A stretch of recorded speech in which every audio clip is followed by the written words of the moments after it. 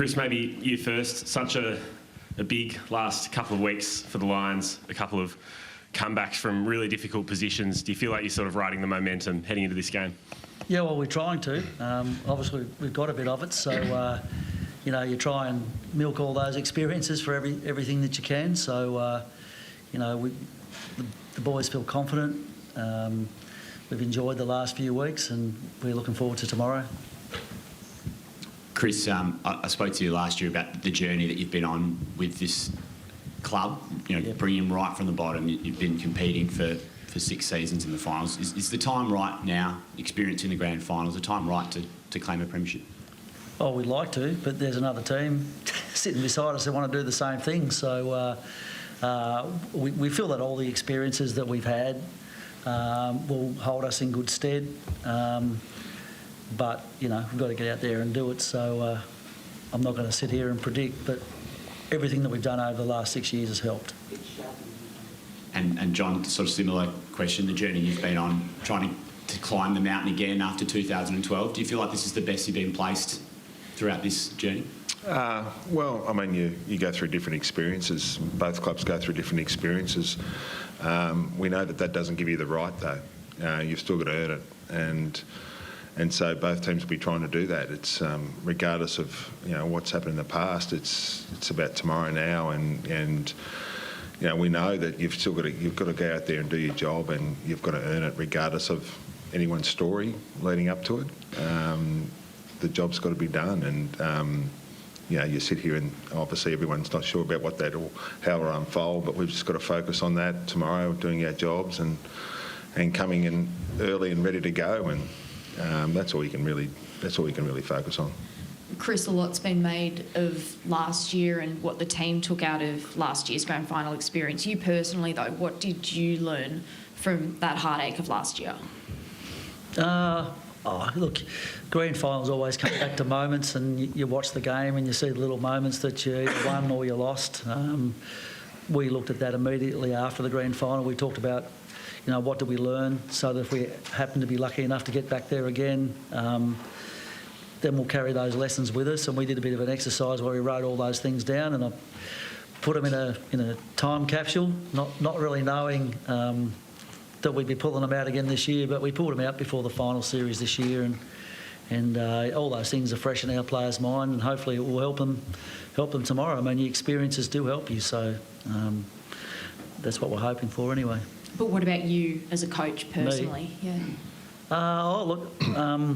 That's the first time I'd been a coach, but I had been in 6 other grand finals, I think, sitting in the coach's box, so it wasn't like it was a new experience for me.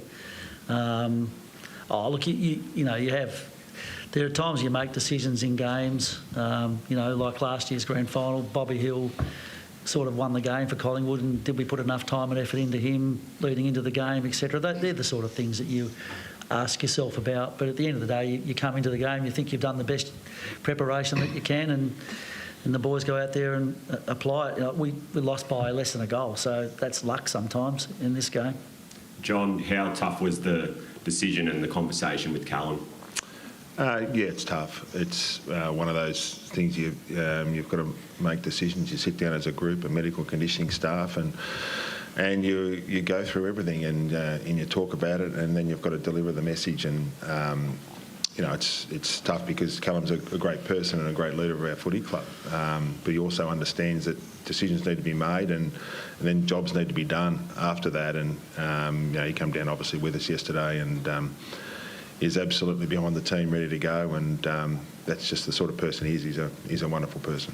How did you react when you told him? Oh, as you'd imagine. I probably won't. I don't need to describe it. He was disappointed, but that's what happens sometimes. And when we sort of weighed it all up, and the risks going into a game like this, it just seemed to outweigh and go against Callum in that moment, even though we trained well. So, we had that discussion as a group, made that decision as a group, and then we get on with things.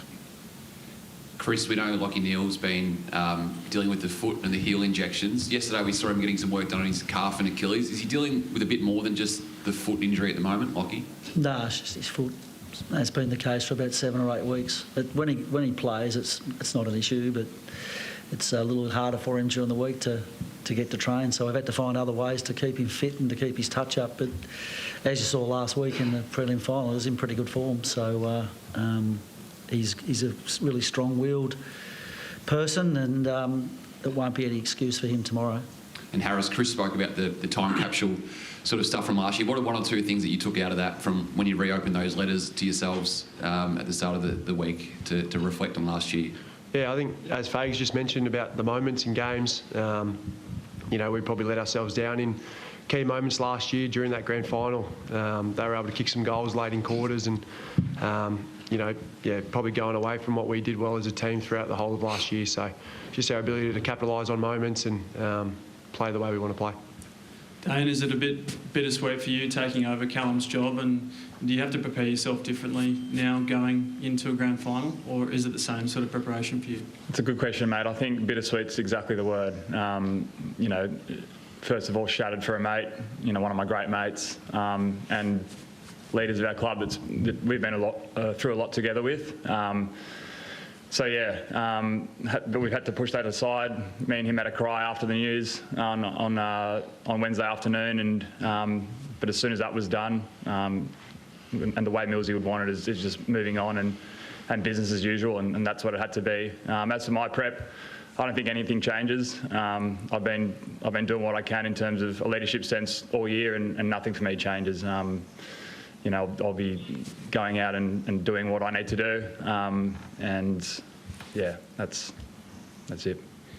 Chris, during the final series, and particularly in that last game, how important have Callum Archie and Charlie Cameron been, particularly in those those big moments that we saw, particularly in that last game? Yeah, they do find ways to influence the game, that's for sure. I mean, that last little bit of play late in the last quarter where Charlie puts his body on the line, flicks the ball out to Cal. Cal kicks that goal. They've been huge for us. Cal in particular has had a great final series. You talk about moments, he's had some big ones, and even throughout the season. So it's a real credit to him because it's been a real struggle, AFL football, for Cal to really establish himself. And, he said to me at the start of the year he thought his best spot to play was up forward, and we've been able to put him there this year, and he's proven that statement to be correct. So he's been a very handy player for us and pretty underrated. Harris, how valued are they within the group? They absolutely love team members. The way they go about their footy, they're always bring great energy to us as a team. And as you said, it's fantastic to see how well Cal's played the last couple of weeks, even that final against the Giants. There weren't many of us that were playing our role that well in the first half, but I felt like he was a real heartbeat for us. And what Chuck brings week to week, big smiles on his face, and his pressure work in the front half's unreal. So, love playing with those boys. John, losing your captain for a big chunk of the season and then on the eve of the grand final, a lot of teams that would be a huge blow. It's obviously a big decision to make for the club, but can you talk to the player leadership group? It seems that Sydney has coped with that remarkably well this year. Yeah, look, first of all, he's a very good player. He's obviously a top-line player, but we've played most of the season without him. We played the prelim final without him. We've got a strong core group of players, and whether it's Dane or some of the other more experienced players, Lordy, those guys that have been around a bit. But it's also our younger guys. Our younger guys have played a bit of footy together now, and so they've been taking the responsibility as well. It's not just the more mature, older guys in our group. We sort of rely upon our younger group as well coming through, who are able to lead in their own way. And sometimes that's in a bit of a different way, but we found that really beneficial this year, that those guys have been able to do what they need to do, and that impacts the team in a really positive way. So it's about our whole team, not just the older leaders, and that's what we've been really happy with. Harris, last year there was the sort of kerfuffle with the last man holding the cup, and you had a bit of a laugh about it when you got brought up again in pre-season. I assume Lachie's going up there. Is he a superstitious man? Is he going to hold on to that thing for dear life? To be honest, we haven't really talked about it. I'm glad I'm not doing it because I've had about 1,000 Instagram messages throughout the week from very loyal Lions fans. But, it's all a bit of a gimmick, isn't it? You both had Callum Mills and Oscar McInerney both won't be out there for the game. Where do you sit on the idea of premiership medals going to a full squad at the end of a season? I know it's always something that comes up at this time of year. Is that to It me? can be for any of you. Oh, I think the whole squad should get medals. You know, teams win premierships, but teams win matches, but squads win premierships, and you know all the boys who don't play contribute just as much. So for me, I think that makes logical sense. That every player on your list should receive a medal if you're lucky enough to win one. John? I'm a Fags. You and Chris both seem like pretty big Katy Perry fans. What are you most looking forward to from their upcoming set? Yeah, I've got it on my playlist. It's one of my many genres that I'm into. Firework, I could rattle them off. I was just listening to them on the way here. So, be fair to say, hopefully we don't listen too much to it whenever it's on. That's no disrespect to Katy. She's a wonderful singer. Chris, on Oscar McInerney, he's obviously would have known earlier in the week that he wasn't going to play. How is he emotionally, and what will his role be tomorrow during the game? Yeah, he's good emotionally. I mean, he pretty much knew when he hurt his shoulder the first time last week that probably the season was over for him. At that point in time, we didn't know whether we're going to win or lose that game, but he bravely went back on and gave us another 45, 50 minutes on the field before it popped out again, knowing that, and that's sort of quite inspirational for his teammates. You know, he put himself before the team, put the team before himself basically, and you know, that 45 minutes really helped us. So that was great by him to do that. And that's the sort of guy that he is. He looks a bit awkward and gangly, but in the four walls of our football club, he's a really important person culturally. So, you know, we'll go out there trying to play for him as well tomorrow. And will he be on the bench or up in the box with you? Yeah, I think if I'm right, Callum's on the bench, John, for you guys. Yeah, I haven't worked it out either yet, Chris. Yeah, well, no, we asked for listen to Katy Perry, so it's sort of... we asked for O to be able to sit on the bench tomorrow and you know, be a bit of a voice to the players, which he will be. John, just on the theme of Ruckman, I just wanted to ask you about Brodie Grundy, as he had to do some furious scouting on Darcy Fort this week, and also just talk about Brodie coming to the club and what a difference he's made. Yeah, look, he's done some work, clearly. You know, he's a professional when he comes into his preparation. He and Cox have been working on that, and as well as Hayden and looking at what he's been done. You know, he's a very good player. He's an experienced player. So, you know, there's certainly not much lost in their regard from that aspect with having him playing. He's a very good player. So, you know, we've done a bit of work on him, and Brodie's, you know, it's a wonderful journey for him, but it's, you know, he's had different experiences over the years, and I guess that's part of what you do when you go into grand finals is everyone's got their own storyline, and from both teams, and Brodie's got his, and it's quite a unique one. But we know tomorrow the first bounce, and when they're standing opposite at each other, storylines go out the window. It's time to get the job done, and that's really what it gets down to. Chris, we love the grand final themes. Are you sticking fat with Ted Lasso tomorrow? Oh, that Ted Lasso thing, that's been overplayed. Seriously. I showed him one episode is when Danny Rojas had the yips, right, because we weren't kicking too straight. We needed to laugh at ourselves a little bit. So that's the only time I used Ted Lasso. I think Zorko's the one who let the cat out of the bag there with that one, didn't he? But no, that's the only real time that we've used it. It's more to have a bit of fun, lighten things up a bit. Sorry. Will you get a bit funky in the pre-game tomorrow, or do you keep it very chilled? No, keep it calm. Do the same thing that you do every week. I mean, that's, I think, the mistake you can make when you get to grand finals is you think you've got to change things around. But no, for us, our routine will be the same, and we'll just do what we always do at our meetings. Chris, how do you compare this team to the team last year and this feeling to the same time last year? And do you consider yourself an underdog? Oh, geez, that's a lot of questions. I think we're the equal dogs. Sorry. I'm not going to fight for that, though, are we? No, I think we go into the game both with high hopes. I mean, Sydney have been the best team all year. I think you've been on top of the ladder all year, which is a great achievement, and we've had a great sort of last 3.5, 4 months. So there's two really informed teams coming into the grand final. I think it's a real 50-50 battle, is how I see it. So that's how I would answer that question. There was like a few questions. What was the other one, mate? And how do you compare this team and this feeling to the same time last year?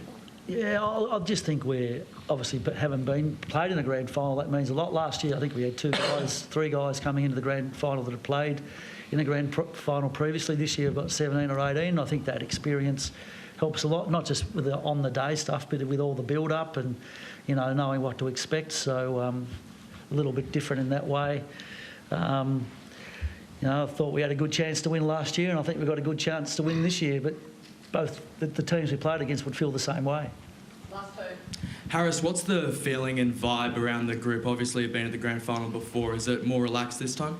Yeah, I think so. The fact that we sort of go in this year, having gone to the parade and even just the week in general, sort of knowing what's coming. I know I was probably a little bit more anxious last year, not really knowing what we're walking into. But this year, having been through those experiences and being able to reflect on what worked and what didn't necessarily work has been important. And at the same time, we've still got a couple of young guys that are sort of 20, 21 years of age who are experiencing it for the first time, and it's really rewarding seeing those guys go through not just this week but sort of the whole season, experiencing big interstate wins down here last week and obviously in Sydney the week before. So it's been a really good build up, and really excited for the weekend. Dane, you're coming up to your 4th grand final. What have you learnt from the last 3, and does that prior experience kind of take away a few of the nerves going into tomorrow? It probably does. I mean, I've experienced the worst, let's be honest, and so there's a little bit of peace knowing I've experienced that and been able to work through that and get back here.